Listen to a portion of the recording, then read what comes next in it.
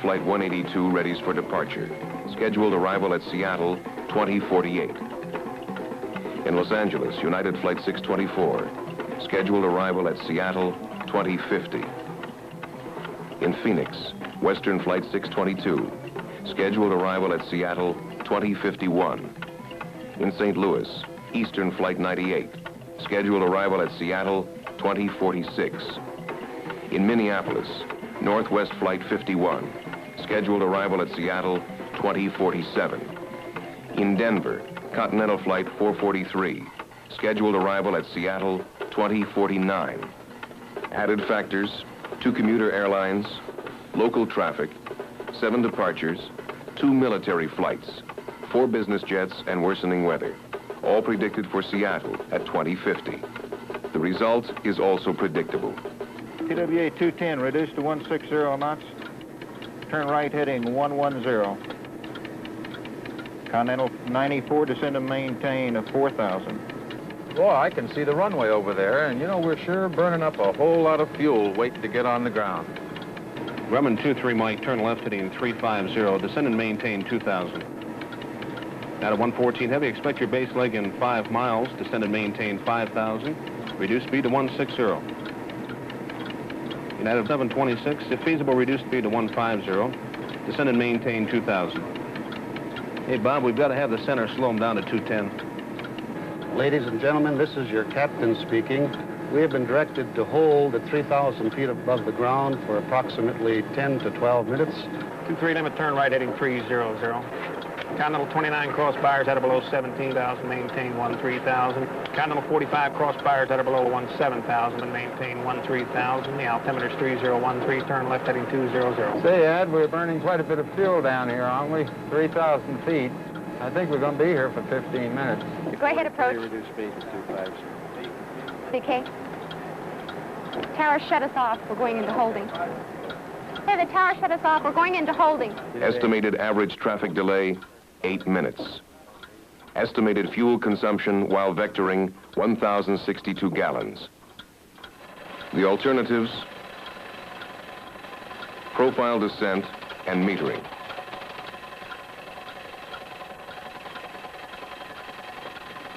Profile descent and metering are procedures designed to reduce fuel consumption and noise. Controllers and pilots, working together, can minimize low-altitude flying time by using delay-absorbing techniques at higher altitudes where high-performance aircraft operate more efficiently. The specific advantages, again: reduced fuel consumption and low-altitude exposure to other aircraft. Reduced noise levels from low-altitude power-on vectoring. The profile descent procedure is the key to these benefits. With it, pilots can program their descents to come from cruise altitude to the final approach phase in a near power-off condition. Here's how a pilot explains it.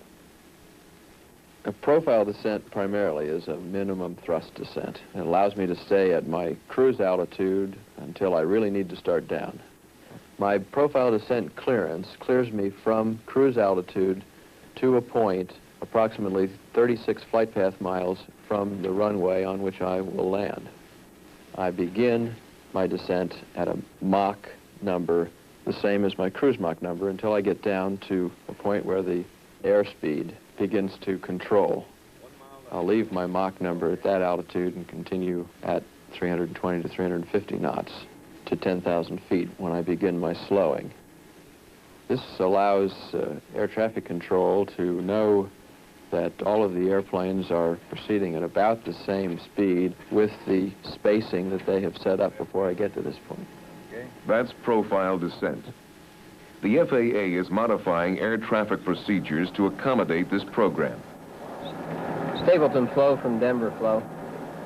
Yeah, say your flow rate, please. 45, thank you. A new position at air traffic control centers will coordinate the flow of traffic into the terminal areas and program delays at higher altitudes. Here's how a metering controller sees the procedure working. Right now, if you go to a major terminal, you'll find about half the time big jet aircraft that are capable of doing 400 miles an hour are being radar vectored and speed controlled at 160 knots. Now, what our metering concept will do effectively when it is combined with profile descent is to get these jet aircraft, we'll say 100 to 150 miles away from the airport. Any delays that they might incur will be incurred up above 10,000 feet. Now, each center will establish designated metering fixes which will lie on known arrival routes. The metering time that I issue is the time at which aircraft will cross these metering fixes. I know what the airport acceptance rate is. By determining the metering times, I am telling approach control that when this aircraft comes over this metering fix, he should, under normal circumstances, be able to fly directly to the airport with very little extra speed control or vectoring. Hello, Frank. What do we got today? All right, Tom. There are a number of ways to calculate the optimum point at which to start a descent. Let's look at some of them. Some airlines put their computers to work, and on the flight plan, the top of descent is already indicated. This, of course, is only an estimate, but it does take into consideration things like the type of aircraft, predicted winds, and minimum power requirements for pressurization or de-icing. 112 miles from San Diego. Looks like a nice profile descent. Here's another rule of thumb method used by some pilots. They determine their altitude in thousands. They then subtract the altitude they're headed for, in this case 17,000 MSL, then multiply by 3. This figure is the approximate number of miles from the intersection where a normal profile descent should begin. There are, of course, more precise methods that apply to specific aircraft. Here's the one this pilot uses. There's many formulas different pilots use to get down from cruise altitude to 10,000 feet. But the one that I use and like, and I'm comfortable with, that we start our descent from cruise altitude. Say our cruise altitude is 35,000 feet, and I'm descending down to 10,000 feet. Most high-performance aircraft descend at 3,000 feet per minute. So I have to lose 25,000 feet, so 3 into 25 goes approximately 8 or 8 minutes. Now, of course, I have to find out how fast I'm going over the ground. So I go to the DME, take a time check for 1 minute, and say I'm going across the ground at 7 miles per minute. So 7 times 8 is 56. Now, when I get down to 10,000 feet, I have to slow to 250 knots. Now, that's going to take approximately 7 miles. So I have to add 7 on the 56, which is 63. So I wait till I come up on the mileage of 63, and I start my descent. This particular maneuver, when used throughout the country by all high-performance aircraft, could save, and this is a very conservative figure, 1/2 billion gallons of fuel a year. These are some of the available methods. The best one is the one that works best for you. We've seen profile descent, and we've seen metering. At Denver, a program has been initiated to apply and refine these procedures. Let's see how it works. Keen from flow control. Metering times. United 29 at 5-2. United 29, Keen 5-2, DJ.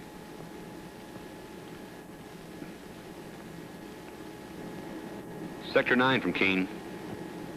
Got a 6-minute delay, United 29. Can you hold him in North Platte? Thank you, DJ. United 29, hold east of North Platte for TAC on J10. Maintain flight level 390. Expect further clearance at 35. Hold east of North Platte on J10. Maintain 390. Further clearance at 35, United 29. Yeah, we're still getting some traffic delays at Denver. Yeah, they sure don't seem to be letting up any, do they? Good to be able to take the delay at altitude anyway. United 29, cleared to Stapleton Airport from over North Platte via last routing cleared. Cleared to Stapleton over North Platte, last routing, United 29. You're not going to have any problem getting the cabin down here at Denver's altitude, are you, Dave? No, there's no problem getting the pressurization down going into Denver. Okay. We can hold it up a little while longer then. United 29, cleared for Keene, runway 26, profile descent. Roger, cleared for Keene, runway 26, profile descent, United 29. about 80 DMA miles from the VOR. Ought to do us about right on this letdown. Won't have to use the speed brake. Denver Center, United 29, leaving 390 on profile descent. United 29, roger. United 29, contact Denver Center on 126.5. 126.5, so long. Good day. Denver Center, United 29 with you, leaving flight level 350. United 29, roger. Here's your card. Set the bugs, please. I'll tell you, this sure beats a bunch of level offs and vectors and pushing the throttles around. United 29, contact Denver approach control on 120.5. Approach on 120.5. United 29, good day. United 29, roger, good day. Denver approach, United 29 with you, out of flight level 180, with information Quebec on runway 26 profile descent. United 29, Denver approach control. Roger, flight level 180, runway 26 profile descent. And I'll tune and identify our radios.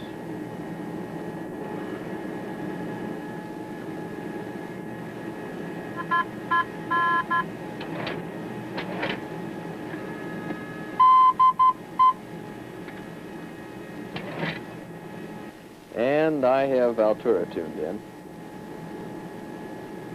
United 29, 11 miles east of the outer marker. Turn right heading 240. Maintain 8,000 until Waukee. Cleared for ILS runway 26 right approach and contact Denver Tower 118.3 at the outer marker. This simulated procedure at Denver used a published profile descent chart. These charts will be required for some high-density terminal areas. At terminal areas where procedures are unpublished, pilots will receive a clearance which will permit a descent at their discretion at a distance and altitude well before the point at which a descent would start. Although the clearance will generally be to descend to and maintain a specified altitude, pilots will usually be cleared on through that altitude without delay. These procedures will be developed at all airports where high-performance aircraft operate. Approach descent checklist is complete. That's it. Profile descent with metering. Procedures that will drastically reduce low-altitude flying time and the problems it creates, like noise and increased exposure to other traffic. Procedures that cut unnecessary communications and lets pilots determine the descent program best for their situation. While some estimates indicate these procedures hold the potential to save nearly 500 million gallons of fuel a year, others are more conservative. The important fact is that this is a significant step in America's effort to conserve energy resources.